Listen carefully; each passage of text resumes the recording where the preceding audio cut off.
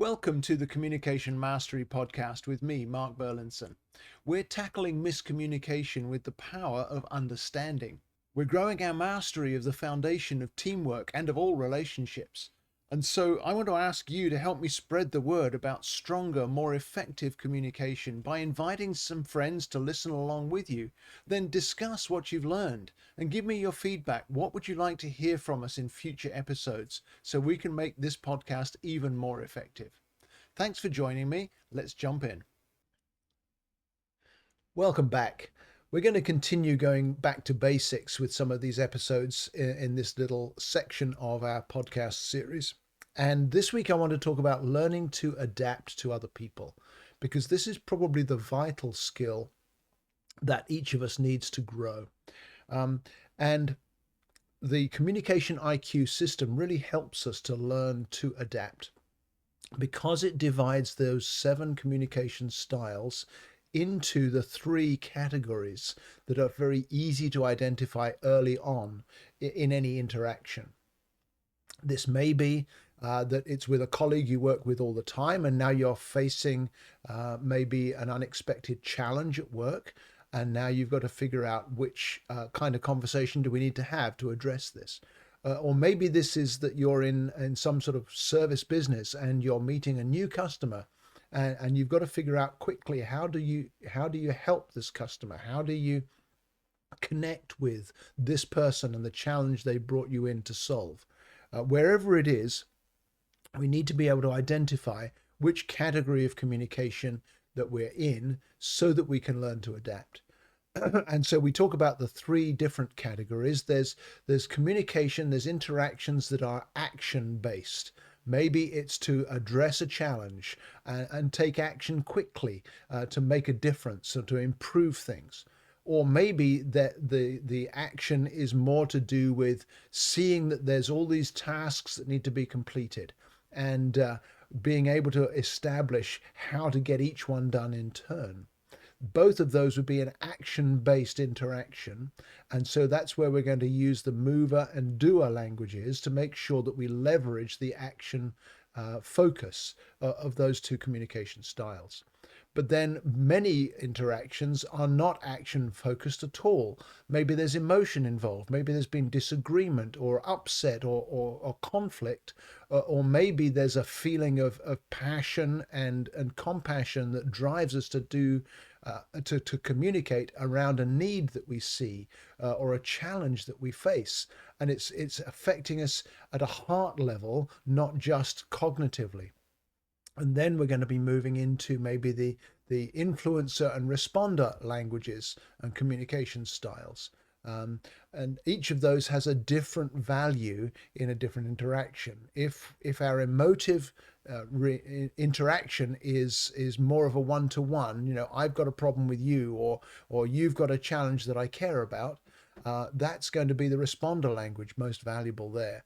But maybe it's more to do with encouraging a whole team and calling people together and increasing enthusiasm or encouraging action for everyone get on board. Let's all pull in the same direction. Then the influencer language is going to be more valuable there. So that's action interactions and emotive interactions. But of course, a lot of our interactions are to do with strategy or management, or even just discovering new truth, uncovering facts, finding the lowest common denominator so we can build from there, or following a thought to its logical conclusion. All of those are very much happening in the mind, aren't they? It's a cognitive interaction that we need. And then you've got 3 languages at your disposal. And again, choosing which one is most valuable enables you to make that communication more effective.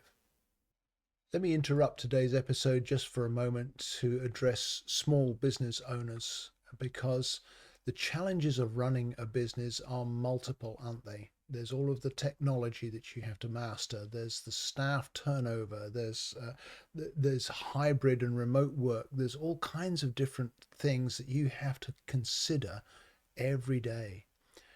But sometimes that causes us to overlook the primary thing that really means that your business will succeed, and that is your people. Your most important asset is the people that are running your business alongside of you. And every one of them is different. And so that causes all kinds of potential for misunderstanding or miscommunication, tension in the team.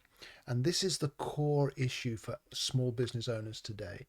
It's to understand your people and then to maximize each one's impact and satisfaction in being part of your business. Communication IQ can really help with all of those issues and enable you as a business owner to be more relaxed about how fruitful and effective your team can be. So if it's been a year or more since your team thought about communication, reach out to me and let's see how I could help you put communication back at the center of your business goals so that you see the benefit right away. Now let's go back to the episode. Within those categories, once I figure out which category does this interaction need to occur in, then we use the 4 keys that we talked about in the previous episode. We need to answer the filter question of the language we need to use for this to be an effective interaction and communication. We answer the filter question and we meet the need from others. We leverage the passion that language is going to bring to whatever challenge we're facing or whatever problem we're solving.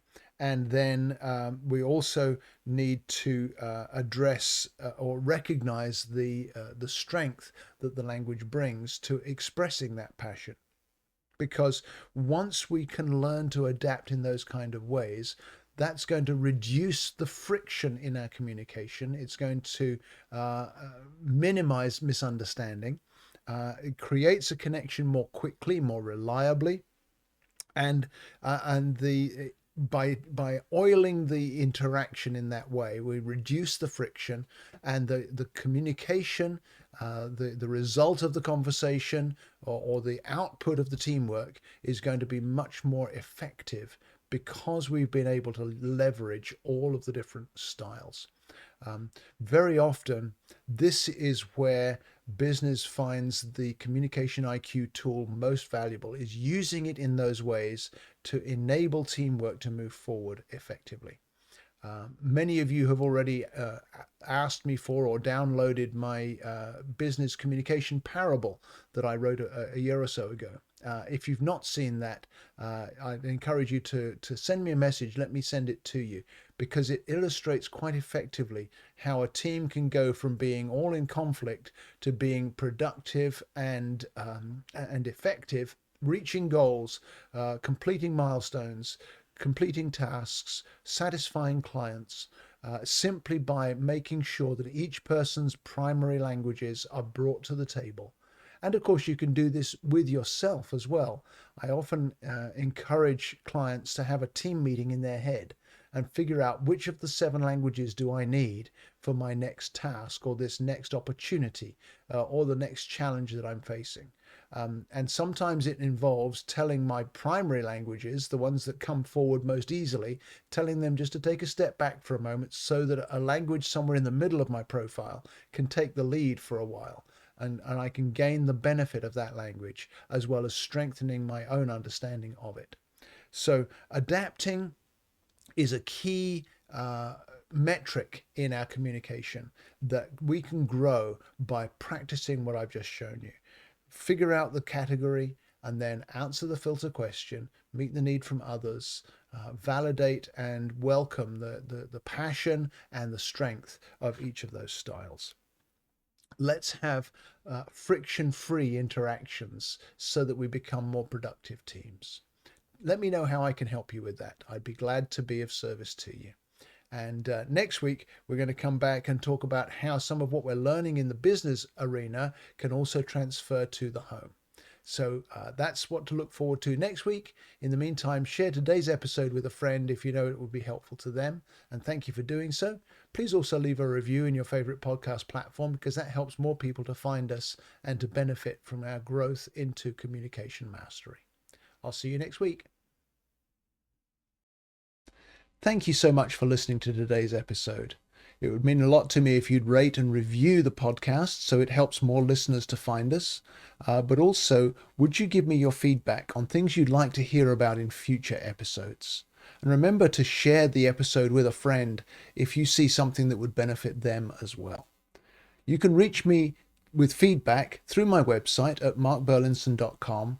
Just click on the contact button and send me a message. I respond to everyone personally, and I really want to hear from you. So thank you again for listening, sharing, reviewing, and giving me your feedback.